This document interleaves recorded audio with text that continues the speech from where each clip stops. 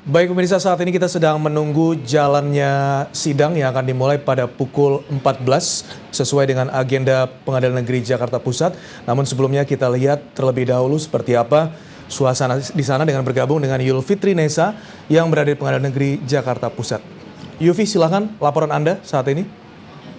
Ya, terima kasih Zaki dan juga pemirsa. Saat ini saya berada di Pengadilan Negeri Jakarta Pusat dan kita masih akan terus menunggu seperti apa jalannya sidang dari sidang lanjutan kasus pembunuhan Wayan Mirna Salihin dengan terdakwa tunggal Jessica Kumala Wongso. Dan hari ini rencananya sidang akan beragendakan masih mendengarkan keterangan dari saksi, tapi kali ini keterangan saksi yang dihadirkan oleh kuasa hukum Jessica Kumala Wongso. Jika kita melihat persidangan-persidangan sebelumnya, pemirsa dan juga Zaki, di Pengadilan Negeri Jakarta Pusat sudah berlangsung sebanyak 17 kali persidangan untuk kasus ini. Dan setiap persidangannya masih mendengarkan keterangan saksi, baik itu saksi fakta dan juga saksi ahli yang dihadirkan oleh pihak jaksa penuntut umum untuk memperjelas terkait dengan tuntutan atau dakwaan yang dikeluarkan oleh jaksa penuntut umum. Dan dari sekian banyak saksi yang sudah dihadirkan, tepatnya sekitar 17 saksi fakta dan juga sekitar lebih dari 5 saksi ahli yang telah dihadirkan, dan seluruhnya hampir seluruh saksi yang dihadirkan cenderung memberatkan dari terdakwa Jessica Kumala Wongso berdasarkan dengan keterangan dan juga keahlian yang mereka miliki. Namun kita akan melihat seperti apa jalannya persidangan untuk kasus pembunuhan ini berdasarkan dari saksi-saksi yang dihadirkan oleh pihak kuasa hukum dari Jessica Kumala Wongso. Dan pemirsa, untuk sementara ini sidang yang diagendakan akan dimulai pada jam 2 siang. Hingga saat ini masih belum terlihat unsur-unsur persidangannya di ruang persidangan seperti jaksa penuntut umum, kuasa hukum, terdakwa sendiri dan juga hakim yang masih belum terlihat di persidangan. Namun pada tepatnya 30 menit yang lalu ruang sidang untuk kasus ini telah dibuka dan sejumlah media telah menempatkan alat-alat mereka untuk merekam jalannya persidangan dan mengetahui secara pasti seperti apa jalannya persidangan. Dan kita masih akan terus memantau untuk jalannya persidangan dan untuk membahas lebih lanjut terkait dengan kasus pembunuhan Wayan Mirna Salihin ini yang cukup mengundang perhatian dari publik. Bersama saya di sini sudah ada Profesor Jamal Wiwoho selaku pakar hukum yang ingin membahas dengan kita terkait dengan kasus pembunuhan ini. Prof, kalau dari Prof sendiri nih ya Prof ya, kasus pembunuhan ini menurut Profesor apakah terlalu rumit sekali seperti yang kita saksikan atau seharusnya kasus ini cukup simpel saja? Ya, kalau saya lihat bahwa sidang ini kan sudah menginjak sidang yang ke-18 atau nanti tepatnya pada pukul 14 akan dilakukan sidang yang ke-18. Tetapi rupa-rupanya publik secara umum masih melihat atau lebih tepat dikatakan bahwa belum ada sebuah tanda-tanda atau boleh dikatakan karena kemarin saksinya adalah saksi-saksi dari jaksa, maka kelihatan bahwa ada aroma seolah-olah benar bahwa pembunuh dari Mirna ini adalah Jessica. Namun tentu di dalam prinsip-prinsip hukum pidana khususnya kita melihat bahwa hukum pidana ini adalah akan membuktikan kebenaran material. Apakah betul bahwa dugaan sementara bahwa yang membunuh Mirna itu adalah Jessica, apakah betul apa tidak? Artinya apa? Kita tidak boleh hanya sekedar mendapatkan satu anggapan-anggapan atau sebagai opini-opini yang berkembang. Tetapi kita harus yakin bahwa Mirna meninggal karena perbuatan yang dilakukan oleh Jessica Wongso. Inilah yang harus dibuktikan. 340 pembunuhan berencana itu memberikan amanah bahwa khususnya pada pembunuhan itu harus ada bukti bahwa Mirna adalah orang yang benar menuang penyebab atau Jessica adalah orang yang benar-benar menuangkan racun sianida kemudian diminum oleh Mirna.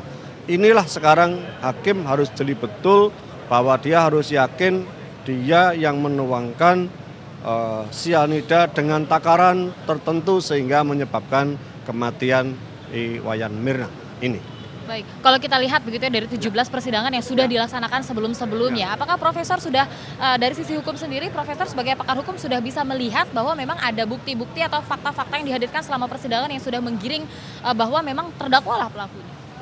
Ya kalau saya melihat sebetulnya kalau kita ini kan dari sisi atau 16, 17 sidang ini kan berubah-ubah. Artinya kalau kita melihat dari sisi kepakaran, dari sisi saksi ahli dan sebagainya, maka orang kemudian menerka-nerka, benar apa tidak.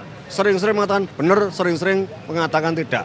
Sering-sering yakin, sering-sering tidak. Oleh karena itu tentu nanti akan ada episode-episode baru di mana saksi-saksi yang akan dihadirkan dari pihak pelaku, dalam ini ada Jessica, adalah nanti kemudian akan dipindahkan lagi atau berpindah lagi pemikiran-pemikiran yang seperti itu.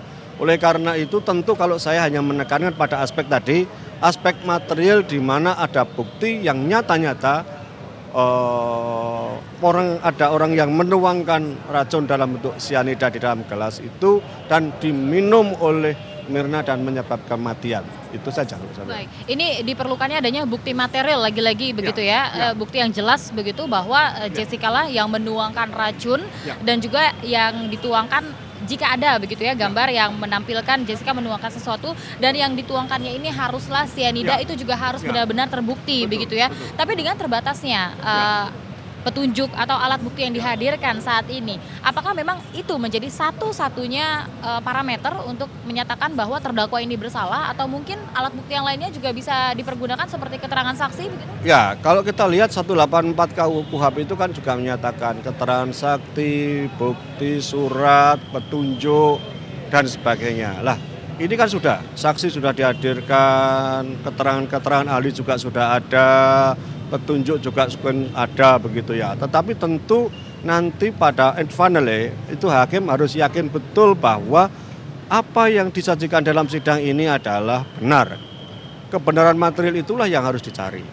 Saya malah justru melihat bahwa ada aspek-aspek yang memungkinkan atau karena keterbatasan saya dalam memandang ini juga. Misalnya saja adalah sidik jari, misalnya saja. Apakah bisa dilihat gelas yang dituang di situ atau dianukan itu adalah sidik jarinya dari pelaku. Misalnya saja. Ini kan bukti-bukti yang bisa nanti mengaitkan dengan siapa? Siapa yang sebenarnya telah melakukan pembunuhan itu. Nah ini. Di samping itu tentu keterangan ahli, entah itu dari toksikologi, entah ahli jiwa, psikologi, mungkin juga perlu ahli sosiologi hukum dan yang lain-lain untuk mendapatkan informasi dan kebenaran material sehingga yakin. Hakim harus yakin betul bahwa tanpa tekanan, tanpa ada pengaruh orang lain bahwa si pembunuhnya adalah si Jessica Kumala Wongso itu. Tetapi inilah yang baru sekarang dicari. Sidang inilah yang akan sekarang kita lihat. Kalau kemarin itu episodenya adalah episode dari penuntut umum, dari jaksa. Sekarang episodenya adalah dari episode dari Jessica Kumala Wongso sebagai terdakwa. Baik, kalau kita lihat begitu ya dari keterangan-keterangan yang dikeluarkan oleh entah itu saksi fakta ataupun saksi ahli yang dihadirkan dalam persidangan, ini banyak sekali hal-hal yang mungkin begitu ya bisa dikatakan misalnya diduga ini hanya merupakan logika hukum untuk menggiring hakim sehingga hakim memiliki keyakinan tertentu begitu. Kalau Anda sendiri melihatnya seperti apa? Kalau saya melihat memang betul. Kalau sekarang ini kan media seolah sudah